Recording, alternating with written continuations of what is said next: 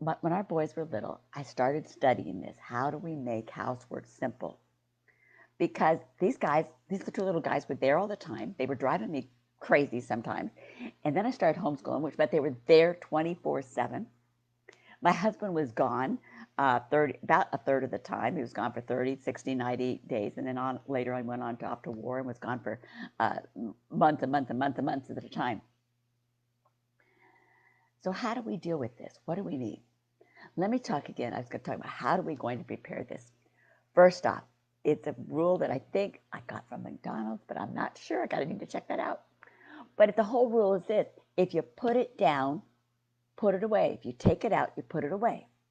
Is with toys. You teach the kids. They pull out one box of toys at a time, and then they put it away. If you take a cup of something out to the living room to drink when you're watching your TV show, when you're done, you go take it to the kitchen. If you're eating from the table and you're done, you go take your dishes into the kitchen. When you use it, you put it away. This was kind of funny. I taught our boys to do this regularly when they were home, and then they went off to college. Well, then I kept seeing a cup sitting around, and it had some lipstick on it, and it put the chocolate in it that I like. And I couldn't blame it on the boys. It was my cup that I'd left in the living room. So it wasn't their fault. So it wasn't all them. I had to learn to do it too. And then I thought they were always the one leaving the crumbs under the table. And then they went off to college. The crumbs weren't under the table, but they were right by the kitchen counter. That was me. So sometimes we think somebody else is making all this mess, and we have to take a look at ourselves. Remember that over and over again I say you can't change your husband. The person you can change is yourself. One gal said she hated her kitchen because everybody just dumped everything in the kitchen. I said, well, claim your kitchen space. Clear off the counters. Tell people this is your space, and if it's in your space, you're going to move it. You can do this. You can have a few spaces that are your own. She said, but he leaves change there. I said, oh, that's awesome. Then put out a jar. I'm going to use my cup. And she wrote tips on it. And she left them right there on the counter. And any time he left money on the kitchen counter, she picked it up and put it in that jar. And then she saw her husband. She said, thank you for the tips, honey. He stopped leaving money on the kitchen counter. She didn't get any more tips. But her counters were clean. So what do? That's the first thing. Is stop. Is when you pick something up, put it away. You can't do it for others. You can do it for yourself. I also make a general routine around the evening to go around at night, and particularly right before dinner. We picked up the toys right before dinner. The kids were little. Go around the house and pick up and put everything away that's gotten out or left out over the day. And just put it away. Now, obviously, that takes some decluttering and some organizing and some stuff like that. But I'm not going to talk about that one. This one, that's going to be a whole other series about how to declutter your closet, and we'll talk about that because you can use that through your house. But I want to talk to you about this basic maintaining of things. I want to talk to you about the blessing hour, is what I call it. I actually first got this from the Fly Lady. If you ever looked at her things, she's got awesome things at Fly Lady. And Fly, Flylady. Check her out. She's awesome. But I call it the blessing hour. And in 1 hour, you're going to clean the 20% of your house that you use most often. The Pareto principle, or Pareto rule, the 80-20 rule, says that we use only 20% of the things we have for 80% of the time. The other 80% we don't use. We don't use much at all. And so in this 1 hour of blessing that you need to do once a week, I highly recommend it once a week. If you're single, you may only need to do it every other week. We don't have kids in our house, so sometimes we can do parts of it at a time when life's gotten really busy. But when we have family in the house, you have pets, at least once a week you need to do this, the 1 hour blessing. It starts with 10 minutes on the floor. But Joyce, I can't clean all the floors in 10 minutes. I know you can't.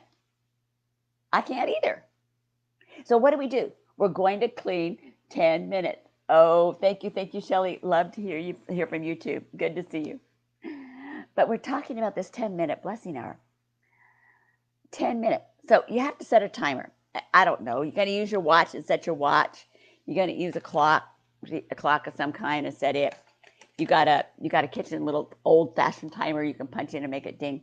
but set it for 10 minutes and see how much of the house you can clean in 10 minutes. Vacuum, just the places you walk, just the hallways. Maybe it's just the kitchen floor is the only place you can clean in 10 minutes. But do 10 minutes of cleaning the floor. Then when it dings, set another 10 minutes and go clean a bathroom. Clean the bathroom that's the worst. I know you can't get everything, and I'll tell you how to keep it cleaner in just a minute with that 2-minute bathroom cleanup. But clean that bathroom that's the worst right now. And then spend 10 minutes dusting. Pick one room. The room that you think is the worst. Or the room that you can really stand to go in. I don't care which it is. Pick either the worst or the best. You decide. But go in and spend 10 minutes dusting. You're not going to take everything off the shelves in 10 minutes. You cannot do that. You learn to dust around things. I like one of those duster things that slide in and out of things. Some of the different companies make them. I'm not promoting any particular company, but they do make them. And then spend 10 minutes cleaning glass areas. Maybe that's fingerprints on the wall, the glass window where the grandkids or children put their finger marks on it. Maybe it's like here in Texas, and it's pine season. Excuse me. And we have all the pine dust coming down, and all my outside tables are cleaned with yellow dust. Got to go clean those. They look yucky. You don't want to put anything on them either. Your glass gets yucky when you bring it in. So that was 10 minutes on the floor, 10 minutes on a bathroom, 10 minutes dusting, and 10 minutes on the glass. Spend 5 minutes running around your house with a trash bag, or go around and empty all your trash cans, or if they're empty already, go around with a trash bag or just a bag from the grocery store and go around and pick up all the trash you can in 5 minutes. That leaves you 15 minutes at your end of your hour to work on one special project. Maybe that day you're going to clean the refrigerator for 15 minutes, or you're going to clean the oven, or you're going to do a deeper clean on that bathroom and get out some big products that really disinfectant products and clean it really deeply. Maybe you're going to get down and hand mop that kitchen floor with your 15 minutes, but do one project.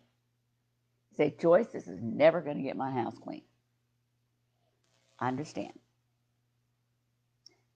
It won't get it 100% clean, but the consistent ability to do these things for 10 minutes at a time, 1 hour a week, will get more done and keep it better on a regular basis. I was totally shocked when I started doing this, how much more I started getting clean, because I didn't want to clean the whole thing. I didn't want to clean everything. It was just, I don't know, it's just too much. Who wanted to do that? But I could do 10 minutes. And now as I've gotten older and have some health issues and whatnot, sometimes, particularly when I'm not feeling really good, I have to do 10 minutes a day. So instead of it being over 1 hour in a day, I have to do 10 minutes per day. Or maybe I can do 10 minutes in the morning and 10 minutes in the afternoon. Adjust it to fit your body health.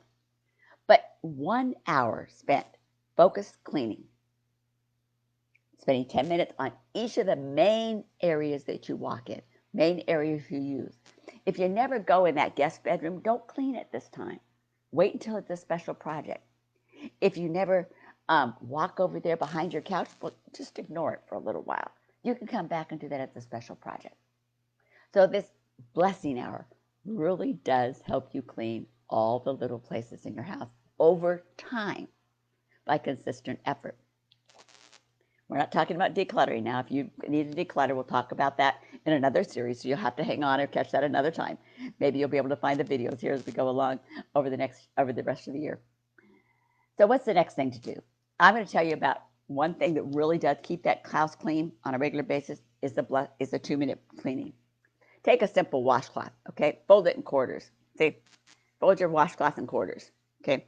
I taught my kids how to do this when they were 4 and 6. Believe me, I did. And we used a non-toxic cleaner, and I taught them to clean the bathroom in 2 minutes. And we actually timed it, so it was 2 minutes. We start off with one side. You spray the bathroom window, wipe it off. Spray the bathroom counter and the sinks, turn it over to the other side, and wipe them out. Then you can turn it inside out like this. I'm trying to show you. And go spray the tub, wipe it out. And then I turn it all the way inside out. And You can spray the floor around the toilet if need be, wipe it out, turn it over, spray or turn it inside out if you don't want to touch that gooky stuff. Spray the rim of the toilet, wipe it out, get out a spray bottle, swish around, get the brush, and leave it. Your bathroom is clean. 2 minutes. But Joyce, it doesn't work. It does if you do it on a regular basis, or you teach the little kids to do. The whole point here is consistency. The consistency of your cleaning efforts keeps it cleaner. How do I do this? I have to write it in my notebook, my calendar. It actually says home blessings. It usually right now is written on Mondays. If I feel good, I do it on Mondays. If not, it gets scattered throughout the week. But I do spend time cleaning my house. Do I do this now that the little boys aren't here, clean all the bathrooms? No. But I do take the washcloth, some towel, before I'm going to wash the towels, and rub it around that bathroom sink and clean out all the stuff. And then I throw it in the wash. You can do the same thing, too, in your kitchen. If you I use handy wipes or something like that. And before you get done with the dishes of the night, take that rag, clean up the counters, wipe off the floor. Then you turn it inside out, take it, and clean up those big spots off of the floor and go throw it in the wash. Then get yourself out a new one so that you have ways to simply maintain. What about the big projects? Well, you're going to have to tackle those at another time. But doing this basics will keep you motivated and keep the house, at least so your living room and a bathroom are available that you can invite a guest over. Or if it's warm in your place right now where you live, then maybe you want to clean off a back patio or a back porch or under the shade of a tree where you have a place you can take guests. But remember, most of Jesus' ministry, besides teaching in synagogues, was done in homes. The early churches met in homes. Our homes are to be a place of ministry to others, to our own families, for rest, relaxation, restoration, and to welcome others in, to see what it's like to live as Christians. But we have to have a place we're willing to welcome them into. And that's what this basic blessing is. Remember, you're cleaning the top 25%, the 20%. The 20% you use most often. And then you plan in special times to clean the others. So what's the other thing? We've talked about, I had 3 things we talked about. The 2-minute bath cleaning, the blessing hour, and the third one is meal planning. Joyce, I just can't plan meals. Oh, how many times have I heard that? Well, you just can't plan meals. Okay, so you can't plan meals. So, yeah, I hear you. But I've worked with so many ladies and we've done it, and they have come back and surprisingly told me of the things that happened in their life when they did a meal planning. One gal said, we talked about how to make her meal plan, and she said because it was there, her husband could make the meals, or if she was busy, or her daughter, who was becoming a young teenager, could start to make the meals. And she had time to do her work and get all of her coursework and online paperwork to take in her test to become a doula. Someone else said her husband's still working. He's retired from one job and working another one, but he was coming home later, and she'd used her day to do all kinds of things. And she said, "Man," I said, "What's the most stressful time of your day?" She said, "Dinner time." I said, "Why is that?" She goes, "Because I don't know what I'm going to fix." So we talked about that. I helped her make a meal plan, which I'm going to tell you about in a second. And from that, she said, "Joyce, you won't believe what happened. My husband started getting really romantic after dinner. Something about feeding that man's tummy. But believe me, it's our own selves. You know, you've heard the word hanger. I'm hungry. I'm hangry. I think it's hangry. Hangry. That means you're hungry and it causes anger. And yes, it does. If we're coming in tired and hungry from work or a busy day with the kids or a busy day out doing ministry in your community, you're coming home hungry. And if you know what you're going to eat for dinner and you have it ready, then you're not so tempted to stop by that fast food restaurant, pick up your takeout and go sit in your car and eat it. Believe me, I've done that enough with this pandemic this last year. And you can rack up quite a bill doing that. So if you want to save money, you want to increase the romance in your life, you want to cut down your stress, you want to get some other project done, be able to let somebody else have some time. You want to cut down on your shopping time. A meal plan is a way to go. Okay, how do I do that, Joyce? Well, let me tell you. It's really rather simple. You ready? You pick out your 6 or 7 top favorite meals. Some people only want 6 because their husband's going to cook on the 7th day. And I said, well, what's he going to cook? She goes, he usually likes to grill something. I said, one thing is then you need to plan. That's grilling. That's husband's grilling night. So there's one of your 7. So what's at our house? I'll just tell you because it's easy. Monday night is nachos and nacho night. Tuesday night is brats. Wednesday night is teriyaki chicken, and I make it in a big batch. Have it simple. Thursday night is chicken parmesan. Friday night's pizza. Saturday night spaghetti.